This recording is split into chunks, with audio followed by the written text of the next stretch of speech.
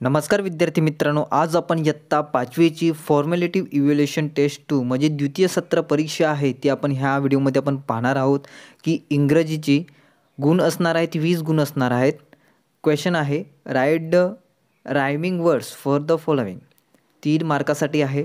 पहिला आहे लुक, त्याचं काय होणार आहे तर बुक. यमक जुळणारे शब्द साऊंड तर फाऊंड, राऊंडसुद्धा आपण लिहू शकतात. Mouse house. त्यानंतर बी आहे write the following words in the proper column. आपल्याला एक वचन आणि अनेक वचन मध्ये आपल्याला लिहायचं आहेत. वन आणि मॅनी आपल्याला शब्द दिलेले आहेत तर ते वर्ड्स आपल्याला इथे लिहायचे आहेत. तर एक वचन तर आपल्याला वर्ड्स दिलेले आहेत इथे आणि आपल्याला दिलेले आहेत वन आणि मॅनी. एक वचन आणि अनेक वचन. तर एक वचनमध्ये काय येणार तर ते पण पाहूया. गर्ल एक वचनमध्ये येणार. त्यानंतर दुसरा आहे बर्ड्स. बर्ड्समध्ये अनेक वचन एस लागलेलं आहेत तर ते अनेक वचन आपल्याला पाहायला भेटेल तर तो इथे येईल बर्ड्स. चिल्ड्रन चिल्ड्रनसुद्धा ह्याच्यात येणार अनेक वचनामध्ये. केक्स केक्स आता केक्ससुद्धा याच्यात येणार कारण की अनेक वचन झाला. केक असला असता तर तो आपण इथे लिहिला असता. त्यानंतर आपण पाहूया फ्रेंड. फ्रेंड एक वचनमध्ये येणार. बेबी बेबीसुद्धा एक वचनमध्ये येणार. डोर्स तोसुद्धा अनेक वचनमध्ये येणार कारण की एस लागले आहेत म्हणजेच अनेक होऊन जाईल. तर मॅन मॅन ह्याच्यात येणार एक वचनामध्ये येणार. मॅन इथे येणार नाही. तर बर्ड्स ह्याच्यात येणार. चिल्ड्रन ह्याच्यात येणार. केक्स ह्याच्यात येणार. फ्रेंड ह्याच्यात. बेबी ह्याच्यात. डोर्स ह्याच्यात आणि मॅन ह्याच्यात. दुसरा प्रश्न आहे की try to make as meaningful sentence as possible using the table. आपल्याला टेबल दिलेलं आहे त्याच्यातून आपल्याला एक सेंटेन्स तयार करायचं आहे.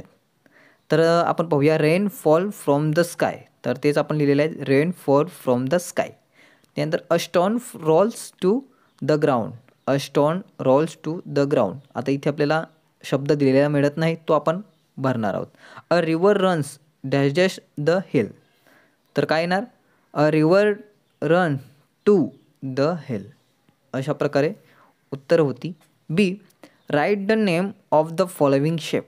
आपल्याला शेप दिलेले आहेत अनेक प्रकारे त्याचं आपल्याला नावं लिहायचं आहेत.